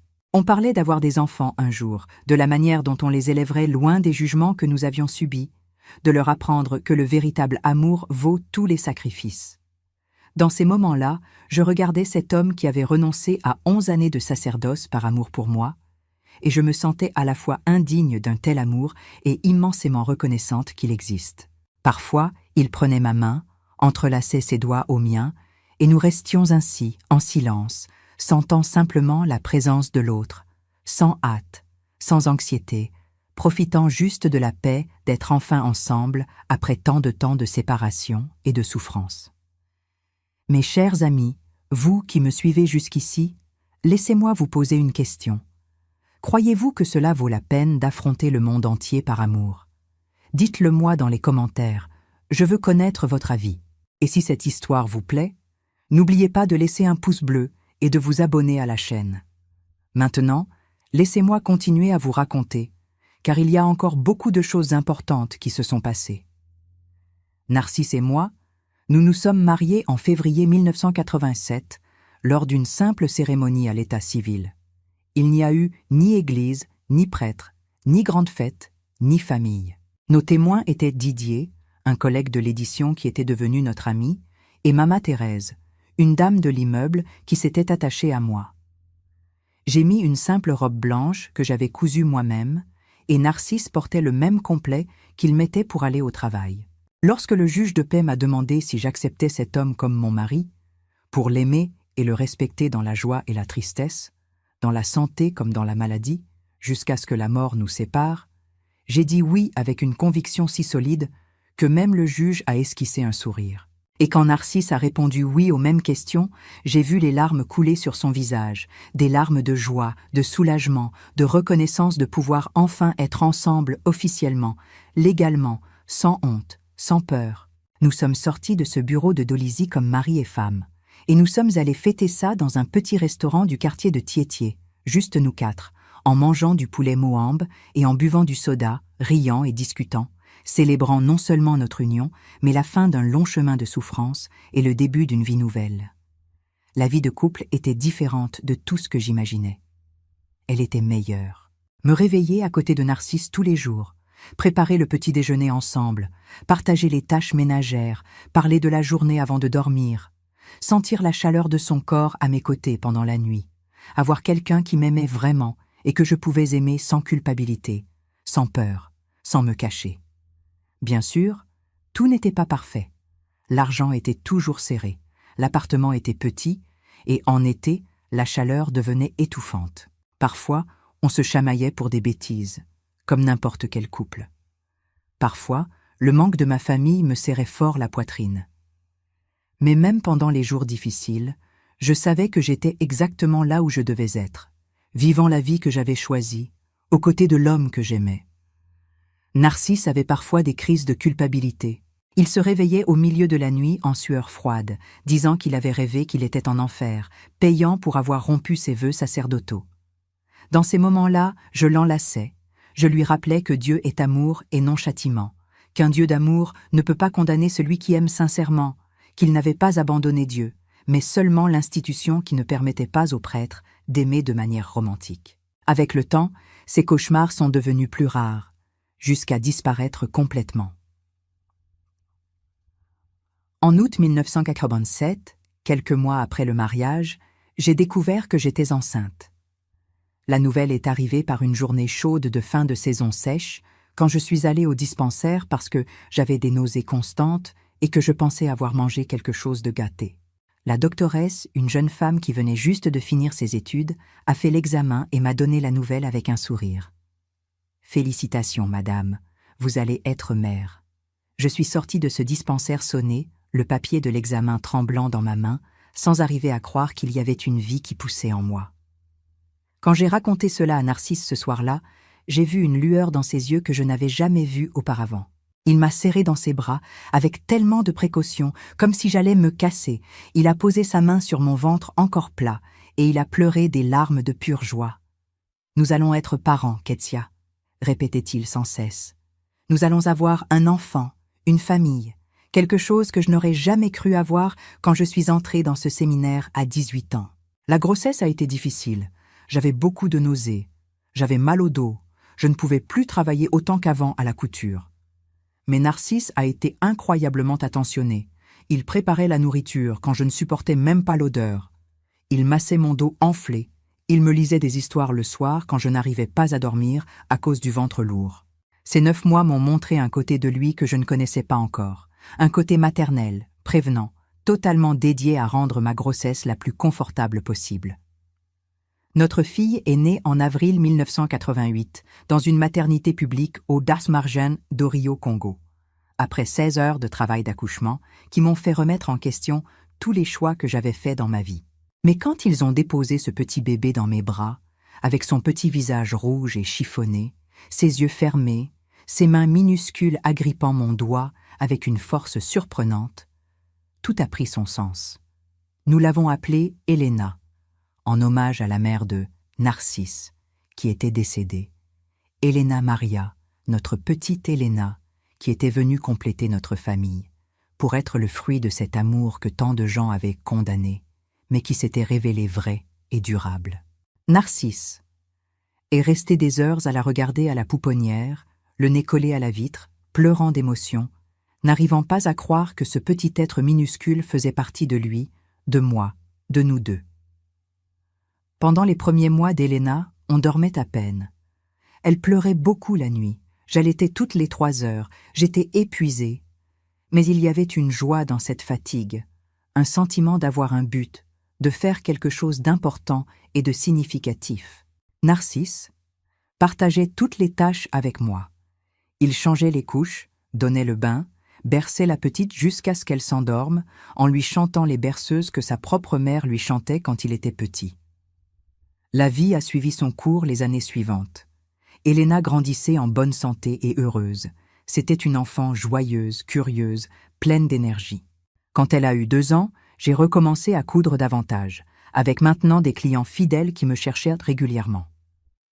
Narcisse a obtenu une promotion à la maison d'édition, il a commencé à gagner un peu plus, et nous avons pu déménager dans un appartement plus grand, toujours dans le quartier de la Cité, mais avec 2 chambres, un salon plus spacieux, une cuisine où nous pouvions tous tenir ensemble. Les choses s'amélioraient petit à petit, lentement, mais elles s'amélioraient. Nous nous sommes fait des amis dans le quartier, des couples de notre âge qui avaient aussi de jeunes enfants, et Elena avait avec qui jouer. Personne ici ne connaissait toute notre histoire. Il savait juste que Narcisse m'avait fait le séminaire, mais avait laissé tomber avant d'être ordonné. C'était une demi-vérité, plus simple à expliquer et qui n'amenait pas de questions gênantes. On s'était bâti une vie normale, simple, sans chichi, mais pleine d'amour et de complicité. Le dimanche, on allait au parc avec Elena. On la laissait jouer au balançoire pendant qu'on s'asseyait sur un banc, mangeant du pop-corn et regardant autour de nous. C'est dans ces moments simples que je ressentais une paix profonde, une immense gratitude d'avoir eu le courage de suivre mon cœur malgré toutes les difficultés. En 1992, quand Elena avait 4 ans et était sur le point de commencer la maternelle, j'ai reçu une lettre de ma mère. Divine. C'était la première nouvelle que j'avais d'elle depuis mon départ de Madingu, près de 7 ans auparavant. Ma mère écrivait d'une écriture tremblante, racontant que mon père, Barnabé, était décédé d'une crise cardiaque 3 mois plus tôt. Elle était seule maintenant parce que mes frères avaient quitté la maison. 2 s'étaient mariés et 1 était parti travailler dans le Val du Niari. Elle s'excusait pour tout, pour les paroles dures, pour le silence qui avait duré des années, pour l'absence qui lui avait fait manquer la naissance de sa petite fille, ses premiers pas, ses premiers mots. Elle disait qu'elle était malade, avec un problème au cœur, et qu'elle voulait me voir une dernière fois avant de mourir, voulait connaître sa petite fille, voulait faire la paix avec moi. Cette lettre m'a détruite et reconstruite en même temps. J'ai pleuré pendant des jours. Je ne savais pas si je devais y aller, rester, si j'aurais la force de retourner dans cette ville qui m'avait causé tant de souffrances, si je parviendrais à pardonner des années de rejet et de silence. Narcisse m'a serré dans ses bras et m'a dit que la décision m'appartenait, qu'il me soutiendrait dans n'importe quel choix, mais que le pardon était quelque chose qui libérait plus celui qui pardonne que celui qui est pardonné. J'ai décidé d'y aller, emmenant Elena avec moi, laissant Narcisse au Brazzaville parce que nous avions peur de la réaction de la ville en le revoyant, lui, l'ex-prêtre qui avait causé le scandale. Le voyage en bus de retour vers Dolisie était chargé de souvenirs. Chaque virage de la route me ramenait des mémoires. Chaque petite ville que nous traversions me rapprochait de l'endroit qui avait été ma maison et qui, ensuite, était devenu mon enfer. La ville était plus petite que dans mes souvenirs, ou peut-être étais-je moi qui avais grandi après avoir vécu au Brazzaville. Les rues en terre battue étaient toujours les mêmes. Les maisons simples, l'église principale au centre de la place. Je suis descendu du bus, tenant fermement la main d'Elena qui regardait tout avec curiosité, et j'ai marché jusqu'à la maison de ma mère, qui se trouvait à 5 pâtés de maison de la gare routière. Quelques personnes m'ont reconnu et ont détourné le regard. D'autres se sont arrêtés pour observer avec curiosité, mais personne n'a rien dit. J'ai frappé à la porte de cette maison où j'étais né et où j'avais grandi, le cœur battant, sans savoir à quoi m'attendre. Ma mère divine a ouvert la porte et j'ai failli ne pas la reconnaître. Elle avait vieilli de décennies en seulement 7 ans. Elle était mince, courbée, les cheveux complètement blancs, le visage marqué par des rides profondes. Mais quand elle m'a vue, quand elle a vu Elena à mes côtés, son visage s'est illuminé d'une manière qui a fait fondre toutes mes peines à cet instant. « Ketsia, ma fille », a-t-elle dit en tendant ses bras tremblants. Je suis tombée dans ses bras en pleurant comme une enfant, et elle a pleuré aussi. Elena était effrayée, ne comprenant pas pourquoi les 2 femmes pleuraient tant. Nous sommes entrés dans la maison qui était plus vide que dans mes souvenirs, avec des meubles vieux et usés, une odeur de médicaments et de solitude dans l'air. Ma mère a préparé du café, a sorti de l'armoire le gâteau qu'elle avait fait en attendant mon arrivée, et nous sommes restés des heures à parler, à raconter nos vies, à combler les vides de 7 années de silence. Elle m'a demandé pardon d'innombrables fois, a dit qu'elle avait été faible, qu'elle avait laissé la peur du jugement l'emporter sur son amour de mère, qu'elle regrettait chaque jour de ne pas m'avoir défendue quand j'en avais le plus besoin. Moi aussi, j'ai demandé pardon pour avoir causé tant de douleur, pour avoir été têtue, pour avoir placé mon amour au-dessus de tout. Et puis Elena, avec cette innocence d'enfant de 4 ans, est montée sur les genoux de la grand-mère qu'elle venait de rencontrer et a dit « Mamie, pourquoi tu pleures? Tu n'es pas contente de nous voir ?» Divine a serré sa petite fille dans ses bras et a répondu « Je pleure de joie, ma belle. Parfois les gens pleurent quand ils sont très heureux. » Je suis restée 1 semaine dans cette ville, hébergée chez Divine. Ce furent des jours de guérison, de réconciliation, pour renouer les liens qui avaient été coupés. J'ai emmené Divine voir la maison à Mfondo, où j'avais vécu avec Yolande, et j'ai découvert que Yolande était décédée 2 ans auparavant, d'une attaque, endormie paisiblement dans son lit. Cette nouvelle m'a brisé le cœur. Ne pas avoir pu dire au revoir à la femme qui avait été ma sauveuse, ma protectrice, ma seconde mère dans les moments les plus difficiles. J'ai visité sa tombe au cimetière de la ville, j'ai apporté des fleurs, j'ai conversé avec elle en pensée. Je l'ai remerciée pour tout ce qu'elle avait fait pour moi. J'ai aussi croisé Jean-Pierre par hasard dans la rue. Il était marié à cette fameuse Léonore, ils avaient 2 enfants, et pour la première fois, nous avons pu parler de manière civilisée. Il m'a dit qu'il m'avait pardonné depuis longtemps, que ça avait été difficile, mais qu'au final, il avait compris que j'avais fait la bonne chose pour nous deux, car il méritait quelqu'un qui l'aimait vraiment, et moi, je méritais de vivre mon propre amour. Voir qu'il allait bien, qu'il avait tourné la page, qu'il ne gardait aucune rancune, a allégé un poids que je portais depuis des années. À l'église, j'ai rencontré l'abbé Alain, le vieil homme amer qui m'avait condamné du haut de la chaire, et cette fois-ci, il a juste hoché la tête dans un salut froid mais non hostile. Le temps avait passé, les blessures avaient cicatrisé, au moins un peu. Et la ville qui m'avait jadis chassé me tolérait désormais avec indifférence, ce qui était déjà mieux que la haine d'antan. Quand l'heure fut venue de retourner au Brazzaville, j'ai dit au revoir à ma mère, divine, avec la promesse de revenir plus souvent, d'amener Narcisse la prochaine fois et de ne plus laisser autant de temps s'écouler sans nous voir. Elle m'a serré fort, a béni Elena en faisant le signe de croix sur son front et est restée sur le pas de la porte à faire des signes jusqu'à ce que le taxi tourne au coin et disparaisse de ma vue. De retour au Brazzaville, la vie a repris son rythme. Elena a commencé à fréquenter la petite école du quartier. C'était une enfant intelligente et sociable qui se faisait facilement des amis, adorait dessiner et chanter. Narcisse avait été promu à nouveau à la maison d'édition. Il était maintenant coordinateur d'une équipe de transcripteurs, gagnant un salaire qui nous permettait une vie confortable, sans luxe, mais aussi sans les privations du début. J'avais ma clientèle fidèle pour la couture, je travaillais à la maison selon mon propre horaire. Je pouvais aller chercher Elena à l'école et être présente dans les moments importants de sa vie. Nous avons acheté de nouveaux meubles pour l'appartement. Un sofa confortable, une vraie table à manger, une télévision couleur. Des choses simples qui, pour nous, représentaient une conquête, la stabilité, le fruit du travail acharné et de la persévérance. Les week-ends, nous faisions de petites sorties. Nous allions au parc, au cinéma, quand il y avait un film pour enfants à l'affiche. Nous rendions visite à des amis. C'était une vie ordinaire, sans grands événements, mais c'était notre vie, bâtie avec amour et effort, et cela valait plus que toute richesse matérielle. Narcisse avait trouvé une paix totale avec sa décision de quitter le sacerdoce. Il n'avait plus de cauchemars, plus de crise de culpabilité. Narcisse me disait souvent qu'il avait fait le bon choix, qu'être père et mari était sa vraie vocation, que Dieu n'avait aucun problème avec le chemin qu'il avait choisi parce que c'était un chemin de véritable amour.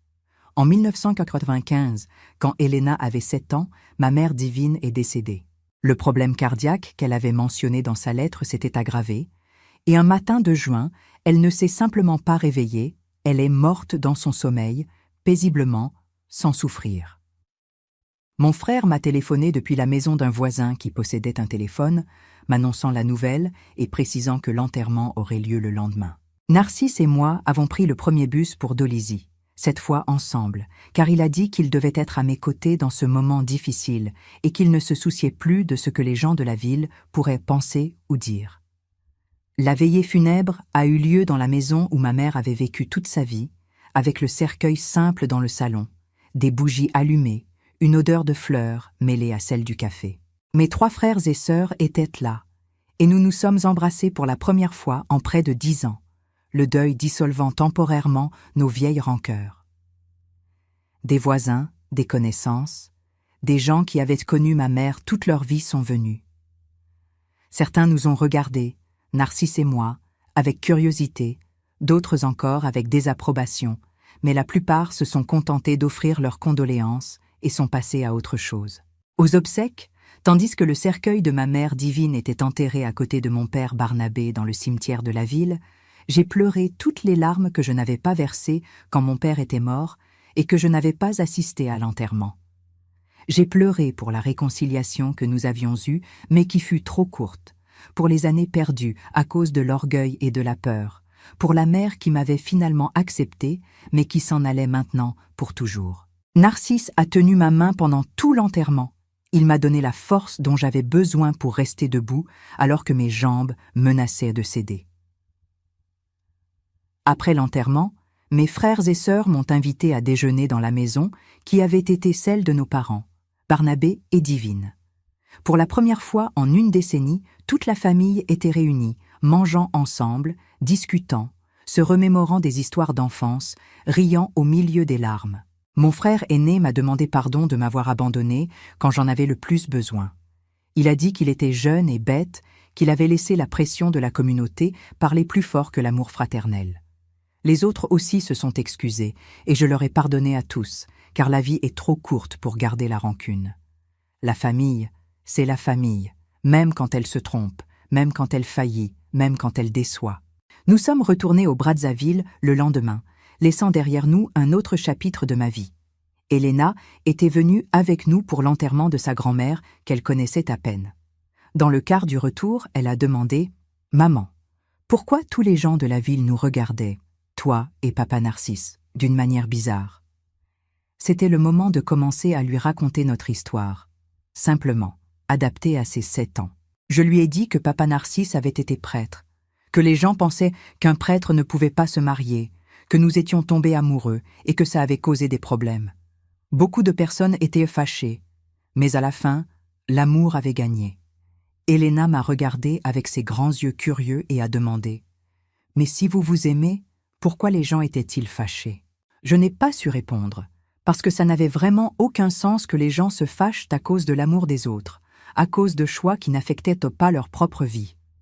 Narcisse a répondu pour moi. Parce que parfois, les gens ont peur de ce qui est différent, ma fille. Et quand ils ont peur, ils jugent au lieu d'essayer de comprendre. Mais l'important, c'est que nous nous aimons et tu es là grâce à cet amour. Rien de ce que n'importe qui peut penser ou dire ne changera cela. Elena semblait satisfaite de la réponse et a recommencé à regarder par la fenêtre du bus. Narcisse et moi avons échangé un regard qui disait tout sans avoir besoin de mots, un regard qui contenait des années de lutte, de souffrance, mais surtout d'amour qui avait résisté à tout. Les années 90 se sont écoulées ainsi, dans une routine tranquille et joyeuse. Elena grandissait, belle et intelligente. C'était une bonne élève à l'école, elle avait beaucoup d'amis, elle participait à toutes les activités.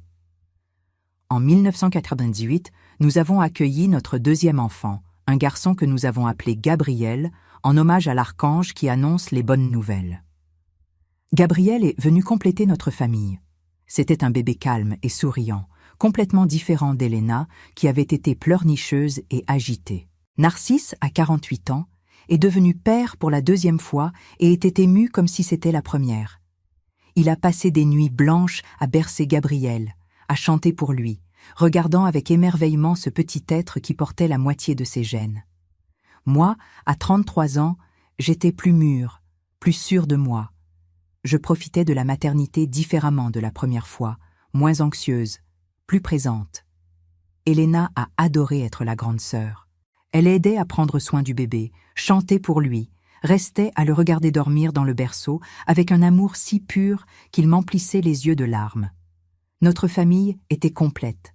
4 personnes unies par des liens de sang, mais surtout par des liens d'amour, vivant dans une ville, Dolisie, qui nous avait accueillis sans poser de questions, construisant des souvenirs heureux après tant de souffrances au début. Nous avons déménagé dans une maison louée, petite mais avec une cour où les enfants pouvaient jouer, avec 3 chambres, une grande cuisine où nous pouvions tous tenir. J'ai aménagé un coin couture dans l'une des chambres, avec ma machine, mes tissus, mes fils, mon espace de travail. Narcisse continuait à travailler à la maison d'édition, maintenant en tant que gérant, gagnant suffisamment bien pour subvenir aux besoins de la famille avec un certain confort. On n'était pas fortunés, loin s'en faut, mais on avait l'essentiel. On avait l'amour, la santé, on se tenait chaud, et c'était tout ce qui comptait. Le tournant du millénaire est arrivé avec toute cette paranoïa du bug de l'an 2000. On disait que les ordinateurs allaient caler, les avions chuter, la fin du monde pour certains. Rien de tout ça n'est arrivé, bien sûr, et on est entré dans l'an 2000 avec une espérance renouvelée, avec la sensation d'un nouveau départ. Elena avait 12 ans, elle entrait dans l'adolescence. Gabriel avait 2 ans et apprenait à faire des phrases complètes. Narcisse avait 50 ans. Quelques fils blancs commençaient à poindre dans ses cheveux châtains, des rides autour des yeux à force de sourire, un corps qui commençait à montrer des signes de l'âge, mais une âme jeune et passionnée. J'avais 35 ans, je me sentais encore jeune, avec l'énergie de m'occuper des enfants, de travailler la couture, de gérer la maison et d'avoir encore du temps pour Narcisse, pour des conversations le soir quand les enfants dormaient, pour des plans d'avenir, pour rêver du jour où les enfants seraient grands et où on pourrait voyager, découvrir de nouveaux horizons, faire tout ce qu'on n'avait pas pu faire jeune parce qu'on était occupé à survivre. On a fêté nos 13 ans de mariage en février 2000, avec un dîner simple à la maison, les enfants déjà couchés, juste nous deux à table, avec une bougie allumée et du vin de table. Narcisse a pris ma main sur la table et a dit « Ketsia, je referai tout. Tous les choix difficiles, toutes les souffrances, toute la lutte, si je savais que j'arriverais ici avec toi. » Et j'ai répondu que moi aussi je le ferais, qu'il avait valu chaque larme, chaque jugement, chaque difficulté, que notre amour s'était montré plus fort que n'importe quel obstacle que le monde avait mis sur notre chemin. En 2003, quand Elena avait 15 ans et Gabriel 5 ans, Narcisse a été diagnostiqué diabétique. On l'a découvert par accident, lors d'un examen de routine qu'il a passé à la maison d'édition. Ses niveaux de glucose étaient très élevés, et le docteur s'est inquiété qu'il n'ait pas encore ressenti de symptômes graves. Narcisse a commencé son traitement. Médicaments, régime strict et sport régulier. C'était un gros choc, hein? Ça nous a rappelé qu'on n'est pas éternel, que la vie peut changer vite et qu'il faut savourer chaque instant qu'on a ensemble. Mais Narcisse a pris le diagnostic calmement. Il a commencé à mieux prendre soin de sa santé, à marcher chaque jour, à bien manger et à prendre ses médicaments sans jamais oublier. Moi, j'ai appris à cuisiner des plats pour diabétiques, à contrôler les glucides, à changer les ingrédients. C'était une bataille de plus qu'on a affrontée ensemble, une difficulté qu'on a surmontée avec amour et beaucoup de patience. À cette époque, Elena était dans la phase compliquée de l'adolescence. Elle voulait son indépendance. Elle se disputait avec moi à cause des habits, des heures de sortie, des amis. C'était dur de gérer cette fille qui n'était plus une enfant, mais pas encore une adulte, qui remettait tout en question, qui testait nos limites. Mais Narcisse, lui, avait une patience infinie avec elle. Il passait des heures à lui expliquer, à la conseiller, toujours dans le respect, jamais avec autorité. Il disait qu'un adolescent a besoin d'être orienté, pas d'être forcé. Il doit sentir qu'on l'écoute, pas qu'on le contrôle. Et ça marchait. Elena répondait mieux à ses conseils calmes qu'à mes remontrances chaudes. Gabriel était plus facile. Il était encore enfant, un garçon doux et affectueux qui aimait rester collé à moi, qui m'aidait à plier le linge, qui voulait même apprendre à coudre, même si je lui disais que c'était un métier de femme. Il insistait pour apprendre. Les années ont filé, chacune apportant ses joies et ses défis. Elena a eu son bac en 2006, elle a réussi le concours d'entrée pour la pédagogie à l'université publique. Elle voulait devenir maîtresse d'école pour les petits. Gabriel, lui, entrait au collège. C'était un excellent élève, surtout en maths et en sciences. Narcisse a été promu directeur éditorial de l'entreprise où il travaillait. Un poste de prestige qui venait avec une augmentation de salaire très significative. En 2008, on a réussi à acheter notre propre maison. Rien de luxueux, mais la nôtre, avec l'acte de propriété à nos noms, 3 chambres, un salon, une cuisine et une cour avec quelques arbres fruitiers. C'était la réalisation d'un vieux rêve.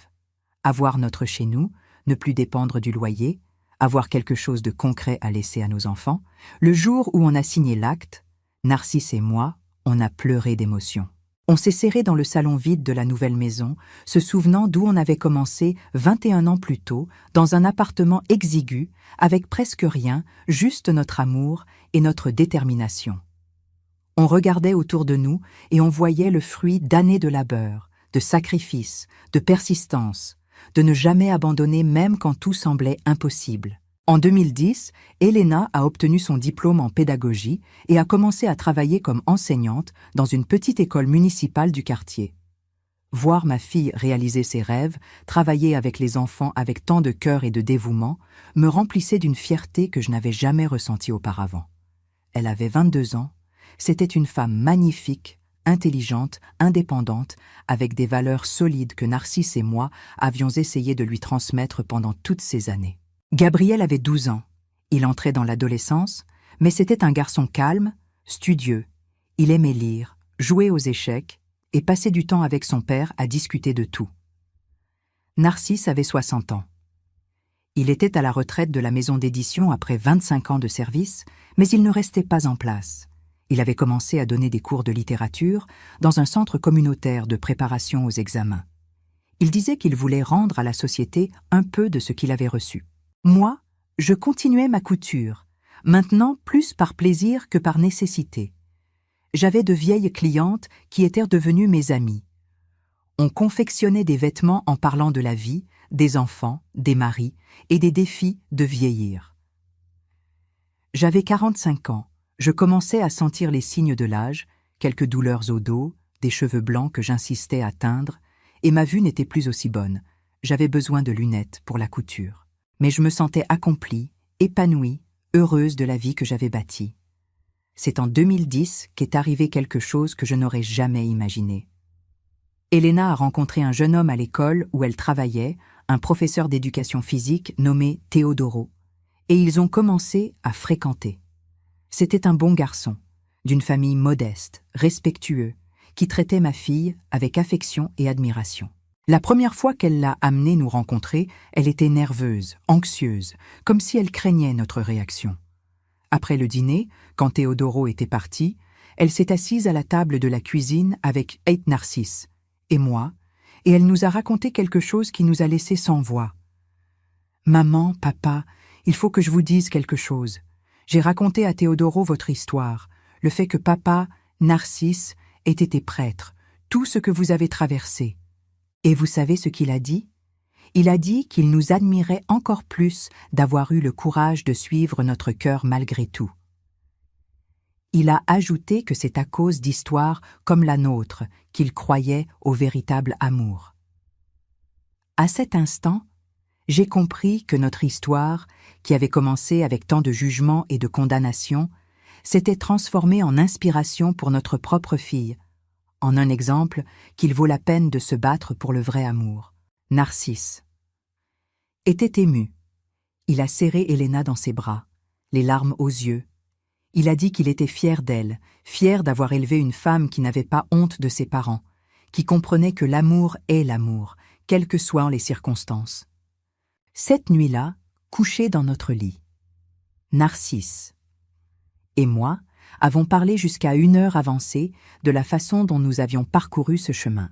Comment notre histoire, qui semblait vouée à la tragédie, avait connu une fin heureuse, comment le temps avait guéri les blessures et transformé la douleur en sagesse. Elena s'est mariée avec Teodoro en 2012, lors d'une belle cérémonie à l'église du quartier de Thiétier. Oui, à l'église, parce que le prêtre qui a célébré la cérémonie était un homme jeune et moderne qui, lorsqu'il a appris notre histoire, n'a pas jugé. Il a simplement dit que Dieu est amour, et que tout amour véritable est béni par Dieu, quelle que soit son origine. Voir ma fille entrer dans cette église en robe blanche, avec Narcisse à ses côtés, la menant jusqu'à l'autel, m'a fait pleurer abondamment. J'ai pensé à tout ce que nous avions traversé pour en arriver là. Les difficultés, les jugements, la douleur, mais surtout à l'amour qui avait tout surmonté. Après la cérémonie, il y a eu une fête simple mais joyeuse, avec des amis, des voisins, des collègues de travail, tous célébrant cet amour jeune et pur. Narcisse a fait un discours émouvant.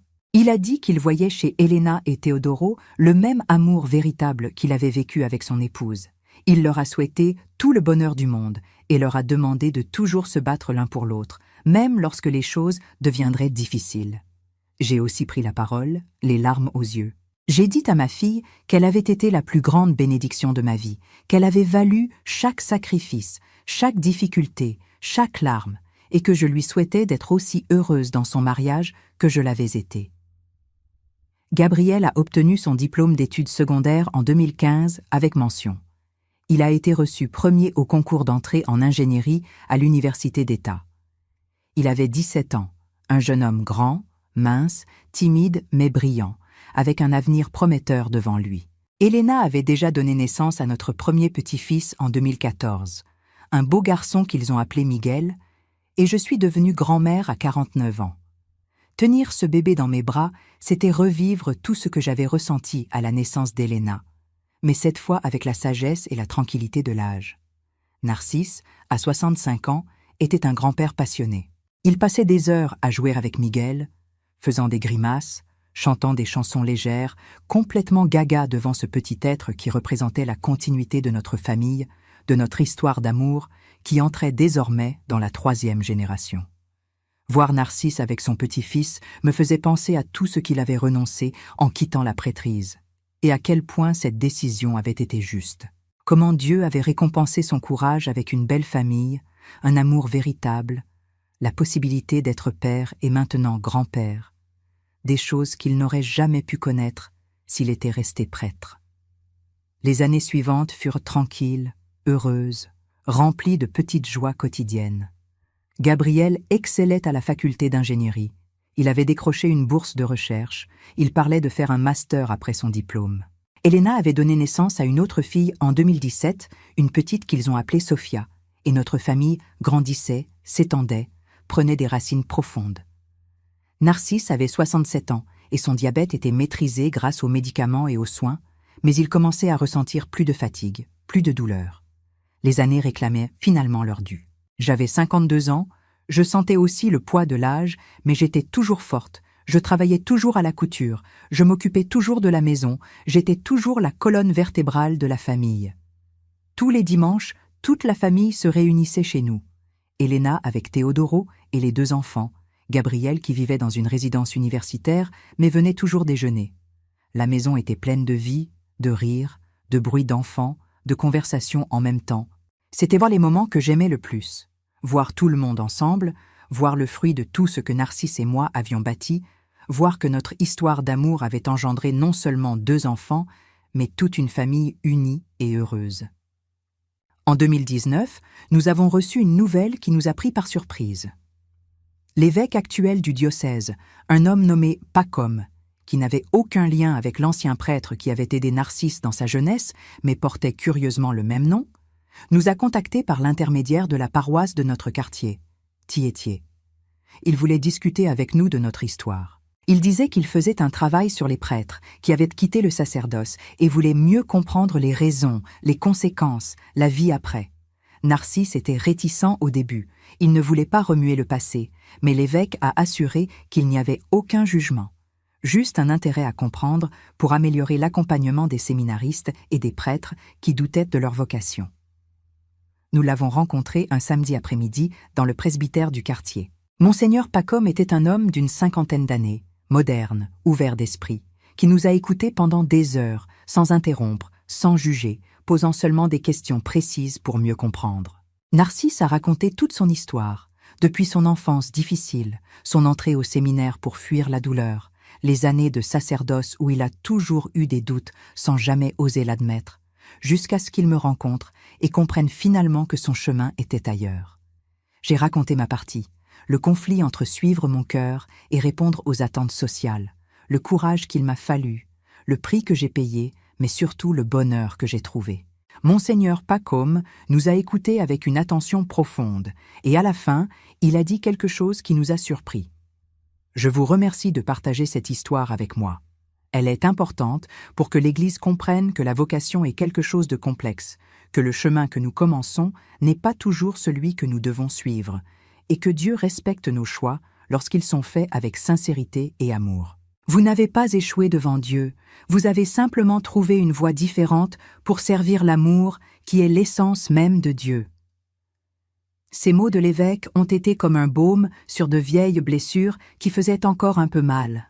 Entendre un représentant officiel de l'Église dire que nous n'avions pas échoué, que nous n'étions pas des pécheurs, que notre amour était valide et béni, a apporté une paix dont j'ignorais même avoir encore besoin.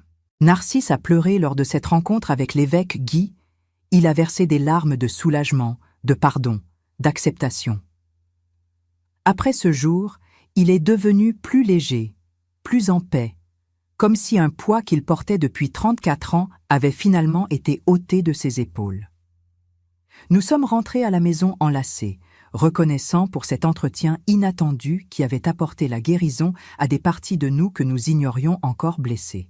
Ce soir-là, assis sur le canapé de notre salon, avec des photos de nos enfants et petits-enfants éparpillés sur les murs, nous nous sommes regardés et n'avons pas eu besoin de parler. Nos yeux disaient tout. Ça valait le coup. Chaque seconde de douleur valait le coup, chaque larme versée valait le coup, chaque jugement supporté valait le coup, parce que cela nous a menés jusqu'ici, jusqu'à ce moment de paix et de plénitude. Aujourd'hui, en 2025, Ketsia a 59 ans révolus cette année, et Narcisse en a 75. Il est plus lent, plus fatigué, le diabète et l'âge réclamant leur dû, mais il est toujours lucide, toujours aimant, toujours mon compagnon de tous les instants. Nous avons 2 enfants merveilleux, 2 beaux petits-enfants, et nous venons d'apprendre qu'Elena est enceinte de son 3e enfant. Gabriel a obtenu son diplôme d'ingénieur avec mention, a décroché un excellent emploi dans une grande entreprise et est fiancé à une douce jeune femme nommée Amélia que nous considérons déjà comme faisant partie de la famille. Notre maison est payée, nous avons une retraite modeste mais suffisante, nous avons la santé autant que possible pour notre âge et surtout, nous nous avons l'un l'autre. 40 ans après ce premier regard dans la sacristie, 38 ans après notre mariage, nous nous aimons toujours avec la même intensité, peut-être même plus, car nous avons maintenant toute une vie partagée, tous les souvenirs construits ensemble, tous les défis surmontés côte à côte. Quand je me retourne, cette jeune fille de 20 ans qui s'apprêtait à prendre Jean-Pierre sans amour, et Narcisse, le prêtre de 35 ans, qui portait un fardeau qui n'était pas le sien. On a galéré, hein? C'était pas du gâteau. On a perdu la famille, on a perdu les amis, on a perdu la considération de tout Dolisie, on a perdu la sécurité de nos vies, mais on a tellement gagné en retour. On a gagné un amour profond, vrai, qui a tenu bon face à tous les problèmes. On a gagné une belle famille, des enfants élevés dans l'amour et les bonnes manières. On a gagné notre propre respect pour avoir eu le courage d'être nous-mêmes. On a gagné la paix du cœur en écoutant notre conscience. Et à la fin, 40 ans après, on a même eu l'approbation de l'Église par l'évêque Guy, qui nous a confirmé qu'on n'avait pas trahi le Seigneur. Si je pouvais remonter le temps et tout refaire, je referais les mêmes choix. J'épouserais Narcisse encore, j'affronterais tous les jugements encore. Je perdrais tout ce que j'ai perdu encore, parce que c'est ce chemin qui m'a amené à la vie que je vis aujourd'hui. Une vie simple, sans bling-bling, mais remplie d'amour, de famille et de sens. Combien de femmes passent toute leur vie dans des mariages sans flamme, faisant semblant d'être heureuses, mourant un peu chaque jour à l'intérieur? Combien de prêtres vivent tourmentés par le doute de leur appel, mais n'ont pas le cran de l'avouer? Narcisse et moi, on a eu ce cran, et c'est ça qui a fait la différence. Notre histoire n'est pas parfaite, il y a eu la souffrance, les erreurs, les conséquences qui ne sont jamais complètement parties. Mais c'est notre histoire, vraie, authentique, et elle a valu la peine de toutes les larmes versées. Pour vous qui m'écoutez, qui êtes arrivés au bout de ce long récit, je veux laisser un message. N'ayez pas peur de suivre votre cœur. Oui, il y aura des retombées. Oui, il y aura des obstacles. Oui, il y aura des jugements. Mais passer toute sa vie à faire semblant, à se mentir à soi-même, à étouffer la personne qu'on est vraiment, ça, c'est le vrai drame. L'amour véritable, celui qui fait vibrer votre cœur, qui vous pousse à devenir une meilleure personne, qui vous donne la force dans les moments de galère, cet amour-là vaut tous les sacrifices. Et à la fin, quand vous serez vieux comme moi, en regardant la vie que vous avez menée, vous ne regretterez pas les risques pris par amour. Vous regretterez seulement ceux que vous n'avez pas eu le courage de prendre. Je m'appelle Ketsia. J'ai 59 ans et je suis tombée amoureuse d'un prêtre il y a 40 ans. J'ai confessé cet amour au confessionnal, m'attendant à la condamnation, et ce que j'ai reçu, c'était la confession qu'il m'aimait aussi. Nous avons tout laissé derrière nous, affronté le monde entier, construit une nouvelle vie à partir de rien. Et 40 ans plus tard, je peux vous le dire avec une certitude absolue. Ce fut la meilleure décision de toute ma vie. L'amour véritable existe, mes chers. Il existe et il vaut la peine de se battre pour lui. Ne laissez personne vous convaincre du contraire.